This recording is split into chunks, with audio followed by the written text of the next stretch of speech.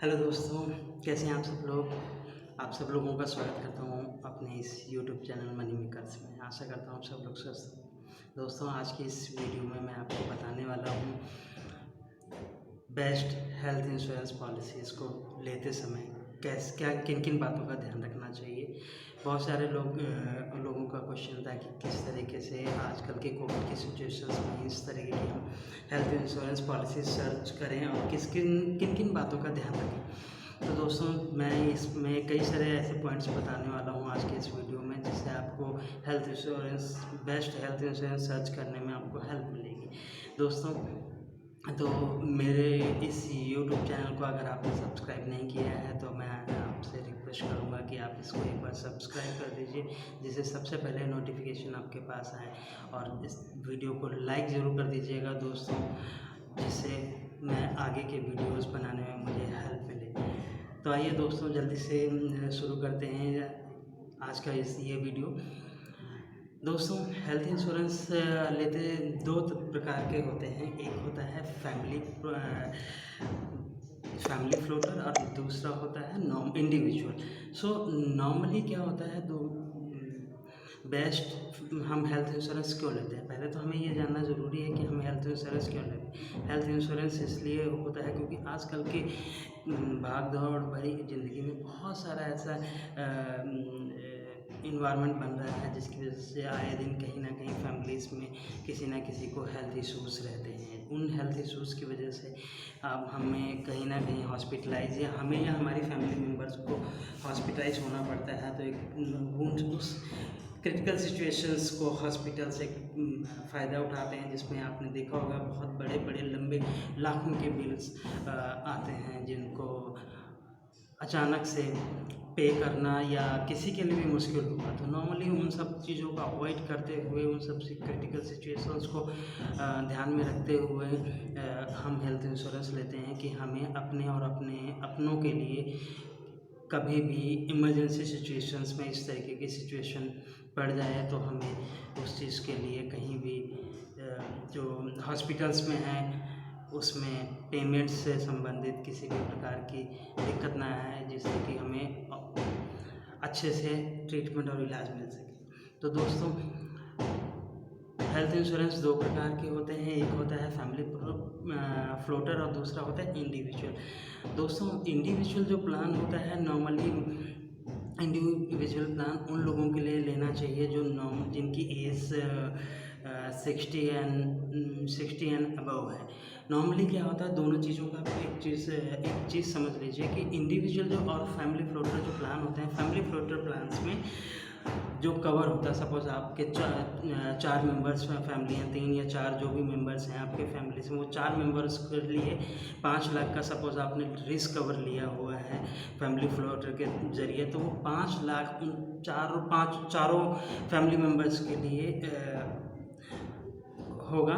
यानी कि साल में कभी भी किसी ना किसी को ज़रूरत पड़ी, किसी भी फैमिली मेम्बर्स और चारों में से किसी भी एक फैमिली मेम्बर्स को अगर ज़रूरत पड़ी, तो पूरा का पूरा 5 लाख का रिस्क कवर वो मेंबर उसके ले सकता है। और यदि अगर आप इंडिविजुअल किसी को पूरा का पूरा 5 लाख का जो रिस्क कवर है वो एक फैमिली ले सकता है। और इंडिविजुअल में होता क्या है, इंडिविजुअल पॉलिसीज नॉर्मली फैमिली जो होता है वो फैमिलीज में जो एल्डर वन होते हैं उसकी इंडिविजुअली ले लेना चाहिए। नॉर्मली होता क्या है कि अगर हम फैमिली फ्लोटर में एल्डर वन को ऐड ऑन करते हैं, तो उससे होता क्या है कि पर्टिकुलर जो 5 लाख का जो सपोज एक आपको जो रिस्क कवर दिया हुआ है, वो 5 लाख का रिस्क कवर एक ही मेंबर यूज़ कर लेता है, तो आगे आने वाले नेक्स्ट मेंबर्स के लिए दिक्कत हो जाती है। तो कोशिश ये करिए कि जो एज जिसकी ज़्यादा है या जो भी एल्डर वन है घर में, जिसकी एज 60 एंड 65 एंड अबव है, तो कोशिश करिए कि उन मेंबर्स के लिए इंडिविजुअल पॉलिसीज़ लीजिए जिसमें एक लमसम कवर के साथ उनको एक हेल्थ इंश्योरेंस, हेल्थ सिक्योरिटी दी जा सके।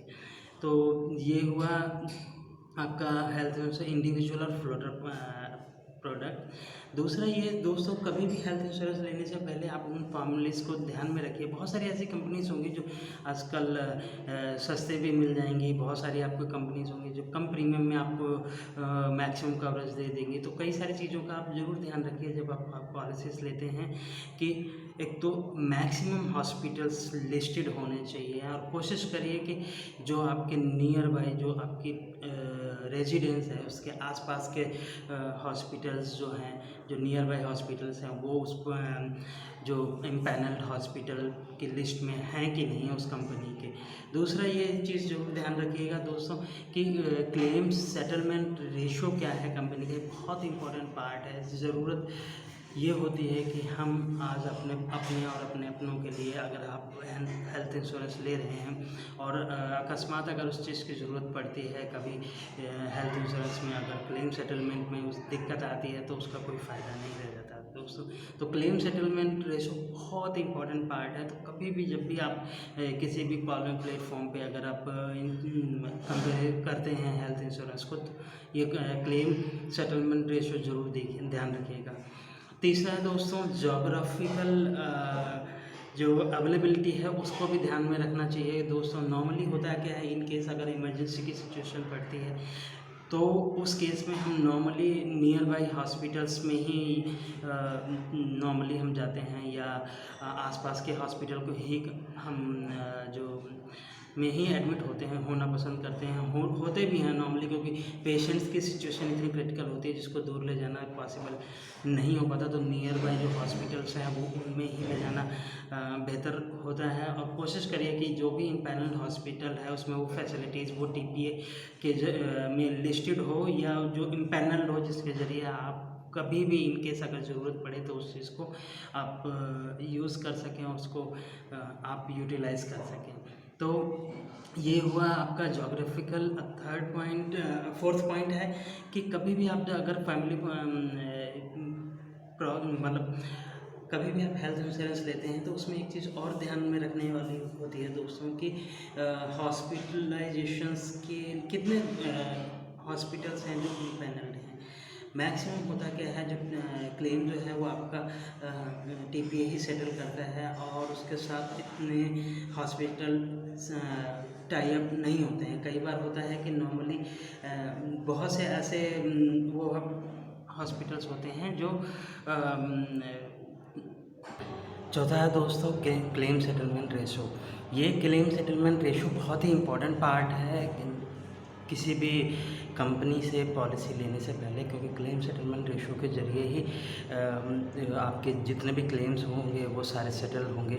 तो कोशिश करिए जिस भी कंपनी से आप इंश्योरेंस ले रहे हैं या जहाँ भी आपने जिस भी कंपनी में आपने अप्लाई किया है उस कंपनी का क्लेम सेटलमेंट रेशो क्या है, ये बहुत इंपॉर्टेंट पार्ट है। तो जब भी कभी आप कोई क्लेम लेते हैं तो ये चीज़ ज़रूर ध्यान रखें कि जिस भी कंपनी में बेस्ट अगर क्लेम सेटलमेंट रेशो जितना ज़्यादा है वो कंपनी बेस्ट होती है पॉलिसी बाय करने के लिए। नेक्स्ट है दोस्तों प्री एंड पोस्ट हॉस्पिटलाइजेशन। ये ज़रूर ध्यान रखिए दोस्तों, कई सारी चीज़ ऐसी बीमारियां होती हैं जो हम हेल्थ इंश्योरेंस लेने से पहले कई बार कई सारी बीमारियां होती हैं। तो ये चीज़ ज़रूर ध्यान रखिए कि किसी भी कंपनी में जब भी हम हेल्थ इंश्योरेंस चूज़ करते हैं तो उसमें प्री और पोस्ट हॉस्पिटलाइजेशन में कितने दिन का कवरेज है, या जैसे सपोज़ आप 1 जनवरी को अगर हॉस्पिटलाइज होते हैं तो 1 जनवरी से पहले यानी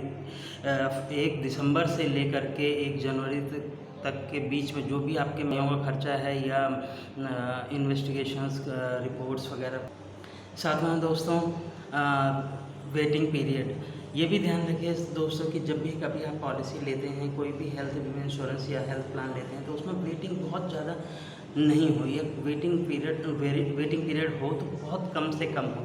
जैसे कि फॉर एग्जांपल सपोज थायराइड, बहुत सी कंपनियां हैं जो थायराइड को 2-3 साल बाद कंपनियां कवर करती हैं। कुछ हैं ऐसी कंपनियां अगर आपको थायराइड है तो वो 4 साल बाद कवर करती हैं। तो कोशिश करिए कि जो प्री एग्जिस्टिंग डिजीज़ है या इस तरीके का कोई वेटिंग पीरियड है किसी पर्टिकुलर डिजीज़ के लिए है, वो कम से कम हो तो ज़्यादा बेस्ट ऑप्शन होता है।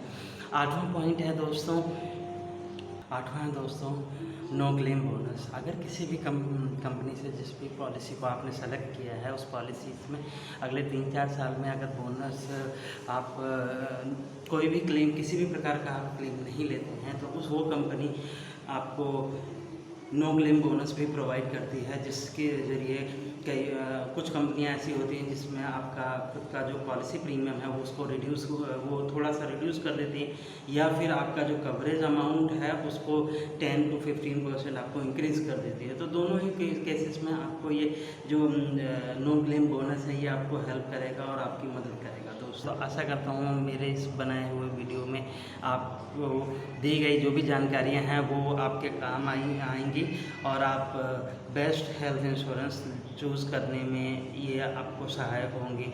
तो दोस्तों आशा करता हूँ आज के द्वारा जो भी दी गई मेरे द्वारा जो भी दी गई आज की जानकारी है इस वीडियो में आपको पसंद आई होगी। तो इस वीडियो को ज़रूर लाइक करिए, कमेंट करिए और शेयर भी करिए। अगर आपको लगता है किसी कोई कमी रह गई है तो डेफिनेटली आप अपने व्यूज़ इस कमेंट बॉक्स में शेयर कर दीजिए, या कोई आगे की इन्फॉर्मेशन है जो आप चाहते हैं या जिस पे मैं सेपरेटली एक वीडियो बना करके अपलोड कर सकूं जो आपके और बाकी सभी लोगों के काम आ पाए, तो ज़रूर बताइएगा। दोस्तों आशा करता हूँ ये वीडियो आपके लिए बहुत मददगार होगा। आज के लिए बस इतना ही। नमस्कार।